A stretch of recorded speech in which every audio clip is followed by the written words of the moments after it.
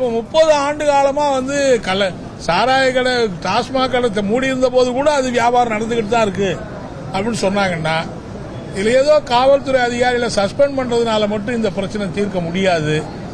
உண்மையிலேயே இதுக்கு முழுக்க முழுக்க ஆதரவா இருக்கிற அவர்கள் மீது வழக்கு பதிவு செய்து அவர்களை கைது பண்ணணும். அப்படி சில பேரை கைது பண்ணாதான் தமிழ்நாடு முழுவதும் காவல்துறை இந்த மாதிரி கள்ளசாராய வியாபாரம் போதைப் பொருள் வியாபாரத்தை உறுதியாக தடுக்கிற நடவடிக்கை அங்கே மேற்கொள்வார்கள் என்பதை மாண்புமிகு தமிழக முதலமைச்சருடைய கவனத்துக்கு நான் கொண்டு வர விரும்புகிறேன்.